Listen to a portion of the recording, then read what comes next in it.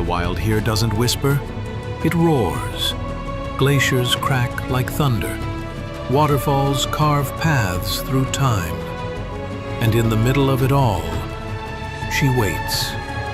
Motor yacht unbridled. A sanctuary of warmth and refinement in the heart of Alaska's untamed frontier. Bears wander the shoreline. Whales breach on the horizon.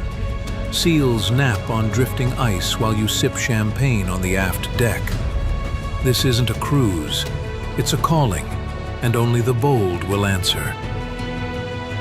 Now booking your next unforgettable charter, yachtunbridled.com or through your preferred charter broker. We'll kick it off. Hey folks, it's Captain Liam here, Motor Yacht Unbridled. We're on the bridge here in Sitka, Alaska, another beautiful day. Very beautiful. And we're honoured to have Emily beside us. Emily, if you'd like to introduce yourself, tell us a little bit, because it's not just about our agent. We've developed a relationship, you're telling about your company, so give us the Emily, welcome to Sitka. So welcome to Sitka. That's what I fell in love with, you know? I'm Emily. I'm from Sitka, and I just welcome you guys to our community because our community is like no other. So I've been working for a cruise ship 2 years now, and I simply can say I love my job and I love our location where we're at as well. So that's Cruise Lines of Alaska. Yeah, so I work for Cruise Line Agencies of Alaska, and we help Bella with Yacht Services of Alaska as well. So and that's where we came apart in the team, and we've got Genevieve. Hi. And we're just on the bridge, and it's a bit of a sad moment because I'm leaving tomorrow, but we're trying to make it positive and kind of start to engage our thoughts for next year. Because I started the season in Sitka in June. We didn't really get to know everyone, and the crew really fell in love with it. And then towards the end of the season, I'm like, crew, where do you want to end the season? Juneau or Sitka? No disrespect to Juneau. And they just hands down unanimously said Sitka. That's great. And the weather was terrible when we were here. It was raining every day at the start of June. Was. But what shone through is the people, the culture, the environment. So from your angle, Emily, how long have you been here? You've been in Sitka for... I've been here, well, I went to school here, so I moved here in about 5th grade. And I moved all the way from Minnesota, so it was quite the shock, you know, when my family said they're going to move to this island and pointed to this little island on this United States atlas. And so it just seems like nowhere. And so right away when we moved here, we just loved it. You know, we loved the people. We fit in definitely with the culture. And what I like about Sitka too, it's a very diverse culture. Yeah. So we have a lot of my friends are from the Philippines that reside here in Sitka, and the native background is you know very strong community here as well. Yeah. Yeah, I did see a lot of. Well, I was in the supermarket recently. I saw a couple of aisles, you know, Asian section. Yeah. And a couple of people in the deli who look like Filipinas, and I was like, I didn't expect that. You know, and then you got the indigenous. The Totem Pole Park is beautiful. What's it called? Totem Pole Park? Yeah. Totem Park. Yeah, Totem Park is just world class with Indian River right beside it. You know what I mean? Yeah. So Jenny may have some questions for us too, folks. Yeah, so I want to ask a few questions for you guys. The first one being, what do you think makes Sitka special? I feel Sitka is mostly special because of the people. Yeah. Like you can be here and it could be raining and it could be the worst weather. When you guys came the first time, and I was so disappointed when you guys left because I said it is such a beautiful place. I wish you guys could stay and see what we see on very rare occasions. Yeah. So I feel like it's the people that welcome you into the community because I think we are on an island. Yeah. And so we have to treat our visitors really well. Yeah. And we're excited to see new people and meet new people. At least that's it was still we arrived, and even the people in the dock, the fishermen beside us, like the gentleman fixing the boat, he's got a 60, 70-foot boat. He's getting ready for next year. Every morning, how are you? Good. Yeah. And just the interaction is like, we've got a relationship here. And that's what I was talking about. You develop relationships. For me, I travel a lot. My family in Montreal. So to find good quality people, it is rare. I'll tell you that. Yeah. Especially you go to these big cities like San Diego, San Francisco, you don't really feel welcome. Right. You come to a place called Sitka. And how many people? 8,000 people. About 8,000. And you have cruise ships that bring in 6 to 7. Yeah, doubling the population. Wow. Yeah. Fantastic. Yeah. Fantastic. We got another question? Yes. So you talk about the community. What is your favorite thing to do, like with the nature here in Sitka? Oh, there's so many things, but I love the water. Like the water is my heaven. So for me, when I need a peace of mind or I need just to reset or just to have fun, I love being on the water. Yeah. I love also being in the mountains. So the hiking is excellent and it's safe for the most part. I mean, we have bears and that's about it. But it's wildlife. Yeah, it's wildlife. Yeah, and I mean, for me though, I went around to Brent's Cottage. I think it was called Brent's Cottage. Brent's Beach. Or we stayed 2 nights out there. Yeah. Over in Crusoe Island, and we rented that for 2 nights, and I was like, this is just this is better than any hotel I've ever been to in my life. Like it's obviously there's nothing there, no running water or anything, no electricity, but just that interaction with the environment that's within 5-10 minutes of downtown Sitka. Yeah. You're straight into it. You're up Indian Falls, trail there, and within 5 minutes you're into no one around you. You're into nature right away. Huge trees, little salmon creeks swimming up there. And it's so peaceful. It is. It is. Yeah, it is. Yeah, yesterday on the walk I just saw so many people and each person, hello. I'm like, that's what a nice community is about. They acknowledge each other, and I'm sure it goes both ways. Yachting-wise, let's talk about yachting quickly before the next question. How many yachts do you see here? Have you seen a trend? Have you seen, a place that yachts can kind of get more interactions with Sitka? And this year, I think we're only supposed to have like 3 or 4, maybe. Oh, wow. And it ended up being maybe 13, I think. So we had a little bit more than expected. And sometimes, they just show up, so we don't know if they're coming or not. So it's just. We don't know when we're right. Sometimes, okay. So I feel like, at least with the tourist industry, not just with yachting, but with people coming to visit, it's just growing because people are finding out that this place even exists and it's taken this long to put us on the map. Yeah. And we have some people that encourage that, and then some people that really want to protect what we have because it's such a private, it's such a precious place for a lot of people. What's good about yachting, I think it has such a smaller impact. Right. We go to the marinas, a take-up spot, we've only got 10 to 12 guests. And you're not here for very long. Not here for long. We want the best restaurants, the best spa centers. So talk about business for yourself.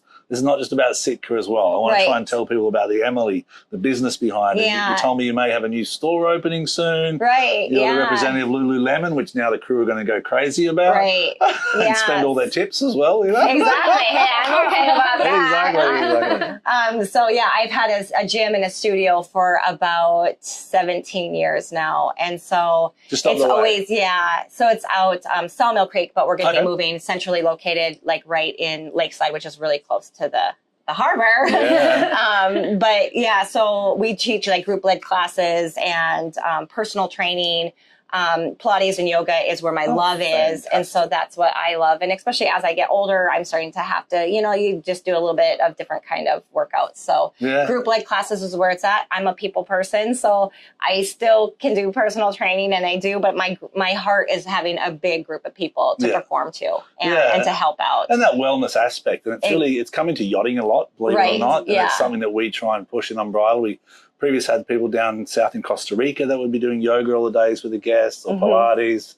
We've got a yoga instructor on board at the moment, Tiffany, the chief stewardess, which is a big part of it for guests. Right. You know what I mean? So for me, I don't know much about it, yoga and Pilates, but I've put myself outside my comfort zone and I booked a 5-day yoga retreat in Mexico. Great. I don't know why I did it, to be honest. I don't know. But it was the start of the season. I was like, I need something at the end, a 5-day zen out, zone out, put everything away and just reconnect. And so I chose a yoga retreat in La Paz, Mexico. Awesome. And my mother's coming and I'm excited about it. Fun. Yeah. And it's definitely trending. I feel like bringing wellness to yachting, not just yachting, but in general everywhere. To your vacation. And it does enhance a different clientele as well too. Well, over the years, a lot of people have gone away from those, high adrenaline, partying holidays, where you're combining, high adrenaline activities and then drinking and then eating. All of a sudden people go, we don't need to eat that much. We don't need to drink that much. We feel better when we don't. So let's try and enjoy nature more. Let's try and focus on our wellness, and we include that in our vacation. We come back better, I think. You know what I mean? That's what I think anyway. Yeah, I think my highlight of the whole season was one of the yachts asked if I knew anyone who taught yoga. And I said, oh my gosh, I know the best person ever. Emily. No, we have really great yoga instructors. As well, okay. Yeah. So, but it was great. It was a great experience, right? So it brought that person from Alaska onto their yacht and just gave them a different experience. Absolutely. Which was really, really cool. It really meant a lot to me. So that was kind of my highlight, I think. And what's the name of the company? What's the name of the store? So I'm The Studio by Emily. So The Studio by Emily. Yeah, it wasn't very original, but it worked for me. Yeah, it sounds good. Yeah. Is there an I think it's still on. Yeah, I think there's an Instagram account. Yeah. Can you see us? This is what it looks like now. It's just timing. I don't know if that means. Yeah, I think it still works. I don't know why it does that. Okay. Oh, swipe to unlock. Yeah, we're we're still good. here. Okay. Technology. Check. It's intermission. Yeah, exactly. Yeah. So The Studio by Emily. Right, correct. Instagram account? Yep, so that's Instagram as well. And then I have Alaska Day Spa. So I also am an esthetician. So my boss just makes fun of me because he's like, what do you not know how to do? Exactly. You can tie up a yacht. You can do this. I said, well, I just love learning and continually learning. I just feel like I'm on this earth for that reason. Is to learn and to teach. Well, it's also, it gets a cycle where it gives back too. Exactly. You know it's a gratitude. It's a gratitude, exactly. Exactly. You've lived a life, you've seen some stories, you tell, all right, look after myself and then look after others. Right, exactly. And that helps you, I think, get a better balance of things. You know what Definitely I mean? makes me a better human. In the next journey. I'm just going journey. to add in as well, having Emily as a coworker truly is like an inspiration. Oh, like, sure. not only is she just a coworker, she's a friend, she's a mentor, truly. Yeah. Oh, I love it. Yeah. I love her. Yeah, I can see that. Yeah. And this is Genevieve's last year Is it with really? us, so she's... Where next? Can I put you on camera quickly, Genevieve? Where are you off to next? I'm actually off to Ohio. What's the journey in But Ohio I'm like? going to try and get into real estate. And then hopefully the second half of the year, I want to apply on cruise ships. Oh, there you go. We'll come and join yachting. What about yachting? You never know. We'll see. Yachting's got its... The matter of yachting to me is you see different places. You know, like Motivated on Bridal, what we've done in this last 12 months. Right. I think we've gone from Boston, this time last year in Boston. Wow. Fort Lauderdale, Savannah, all that, across to Antigua, through the Panama Canal, Colombia, and 80% of the crew is still the same. Wow. And they're out seeing Sitka at the moment now. Yeah. So you saw 13 yachts come this season. You see cruise ships all the time. All the time, yeah. One of my most favourite things here, and it's going to sound really silly, is the fireweed. And I don't know why. When I first got here, someone in Cake showed me a fireweed. She had a big tattoo of a fireweed. And she told me the story of how it goes through the summer. Right. And you bloom, and each week is another set of blooms. And then I walked around town yesterday and I saw the last flower. Ah, no! I saw that. And then I saw by the harbour, then I saw all the seeds come out the bottom. Right. And it starts to, the seed starts to fly. And I'm like, what a plant. Yeah. So us locals, when we see that, we know it's like this summer is coming to an end. But we've been super blessed having such a nice summer at the end of the summer anyways. I mean, not a full great summer, but it's been nice and to enjoy the sunshine. And we have one day like this and a month of rain, and I still love it here because I know that this sunshine does exist. Yeah. And this is all behind it. And so it's definitely not a place for everyone. And but remote places are like that. I mean, but Sitka, Seattle's a flight. Alaska Airlines is quick. Yep. What we're not talking about is the fishing out here, and your son's into the fishing. He worked 2 seasons of fisherman. Now he's going into the Coast Guard as a rescue swimmer. Right, correct. Which is great for the area and also the Coast Guard. It's an integral part of the economy, I would suggest. It's our town, It so town. we have about 5 harbors, and all 4 of my boys at one time were fishing. So that was, and they all had secret spots, and they wouldn't say how much fish they caught because everyone's even on to each other. They're all on actually. different boats, and so it's such a big part of our community too, and we all still try to support it. It's a grind. It's really difficult to make a living as a fisherman now, and so tourism is kind of taking over in a way. But it is so great to be 5 minutes away from the water and be able to go right on the water and fish in your backyard. Well, you got crab too. You got the spotted shrimp here. You've got the different species of halibut, lingcod.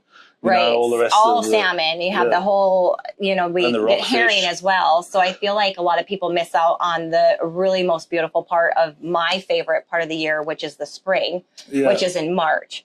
And March is my favorite because that's when we have the herring fishing and things become from dormant to alive, right? Okay, so March. I didn't know. I'll try and come a bit early. The crew might say come. It's still the water and the weather is probably not the best. Okay, but we did June last year, so maybe May the year after. Yeah, but it's just my beautiful. It's just the best time of year where it's a really quiet town, and then you start hearing the float planes because they're looking for the herring and the spawn, and so it's just a fun time of the year. Yeah, so I read that Brent's Lodge. I read a sign that said the smell of spring. It's not a bad smell; it's a good smell because of the eggs of the herring. Is that right? Yeah, correct. Where they wash up on the beach. Yeah. And we live right on the ocean, and so they love our beach, and so it's just full of herring eggs, which smells to me.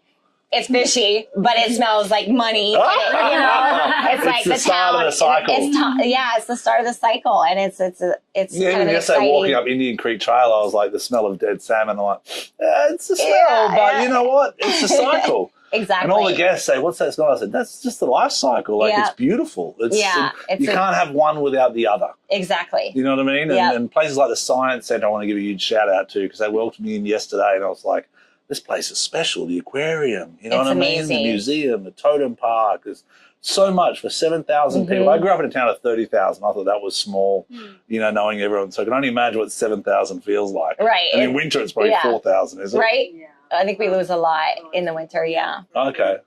All right, cool. Are we ready for another question? Yeah, absolutely. So, this is kind of more towards you, but you can definitely answer this as well. As the first timer coming into Sitka, what is the one thing you recommend for others who have never been here before? Spa by Emily. Emily by the Spa. What was it called? Studio by Emily. The Studio by Emily. There you go. Yeah, there we go. So I haven't been yet, and I'm trying to get into that wellness aspect for my yoga thing. So definitely the Studio by Emily. It's tough. I'm a bit different because I go to sea for a living. For me, it's remoteness. It's the ocean. That Brent's Lodge, that Salmon Lake you've got, the lodge out there, that Gotta Springs. Yeah, Garter Warm Springs. Yeah. Was it Reed Lake? Reed Out Lake. I mean, Crusoe Island. These are places that are absolutely world class, and I don't think people will appreciate them even from here. Even you do. You're from here, but people will have no idea what they're getting themselves into. If they get out there and rent a cabin for 2 days and get a local boat to drop them off with a bit of local advice, and say, or with a local guide, there's plenty of charter companies here and charter captains, and spend a couple of days in nature, not in like a caravan park or anything, but just out there by yourself where you got to fish for your dinner. That just centers people, and going to the volcano over there, the hikes. So I'd say between the national park lodges, I think they're really well maintained, and I think the hikes, Yes, for sure. And the Studio by Emily at the end of that to make yourself fit recover, because you've got to be tired and dirty and smelly. So. Yes. This might be for you more so, Emily. What makes you think, or what makes people come back to Sitka, do you think? Like I said earlier, I definitely think it's the people. I feel like it's the people that are welcoming, and for at least me being a business owner, I try to always remember that person. So even if I haven't seen them for 2-3 years, I will try to remember a face and say like, hey, I remember you came to my Pilates class. And it's just that connection that we have with people. We've had a lot of people on yachts, especially that are from like New Zealand. And they said it's really hard to leave Sitka because I feel like it's very much like New Zealand. Like these are kind of like my people. Yeah. And so I've never been to New Zealand. No. You are right. It is very similar. Like even myself as a captain, I'm from Australia, and the engineers, English, we love remote places because remote places bring out the best in people a lot of times. This is the worst, but as a community, if you're working down the right direction, And I think all of Southeast Alaska is beautiful, right? Yes. So I think Juneau has beautiful highlights, and Ketchikan. Every of our towns have such a uniqueness to them. But I think for Sitka, it's a little smaller, and so it's not as busy. Understood. So I feel like it's just our tiny little like pristine town still. So it's well maintained. The streets are clean, the parks are nice, the flowers are coming out, the harbours are clean, it's safe and secure. I've got one for you both. Okay. Food wise, what's your kind of favourite Sitka Sitka cuisine or dish. It can be a local one or it can be one of the restaurants. You've got great restaurants here, by the way. Right. Really world class. I just love fresh fish, so I have to go with ceviche. Okay. We have like really good, rockfish, yellow eye. Over near the tent, they do a nice. Yeah, they do a nice, rockfish ceviche. I think you just can't beat like fresh salmon, like freshly baked salmon, smoked salmon. Yeah. Lovely. It's so good. So the one I heard I spoke to a local the other day, and he's like, well, I grew up on rice, corn, cream of corn, and salmon. That dish, and that was his like. If I try and try one dish, so I haven't found it yet. Cause he says that's my mama made salmon every which way. And he said that rice with corn, cream corn, and just salmon. You know, there's this like indigenous dessert. I think it's called. I don't recall what it's called, but it's like vegetable shortening, berries, and sugar. And it's super, they say it's super good. I haven't tried it out yet. But I will have to try that out. We'll have to try that out. Yeah. For sure. Yeah, because you've also, people are forgetting too, the cycle of the bears from a food point of view. I'm sure the herring, the herring spawn creates a smell in the mountains, and that smell brings the bears down. So in winter, do they hibernate? They do. They hibernate. And then they wake up, and then they start eating... well, I'm not a specialist with bear or anything, but like the skunk weed starts coming up. And so skunk weed is you'll see it on all your hikes. It's kind of in a marshy area. Okay. And so they'll start eating that. And then it's berries. And then they're waiting for the salmon. So they're waiting for the salmon. That's when I first saw them going through the berries, and I was like, okay. And then all of a sudden they're coming up, and I'm like, and they get closer and closer down. And we went to Medavici hatchery the other day, and saw a bunch of bears, like 3 or 4 bears, and I didn't know. I did some research that the brown bear, the Sitka brown bear, has DNA in alignment with a polar bear. Did you know that? No, I didn't know that. It's one of the only brown bears that has a DNA connection with a polar bear. Wow, the Sitka brown bear or the that. ABC bear. You know what I mean? They call it the Sitka brown bear. So as opposed to the grizzly.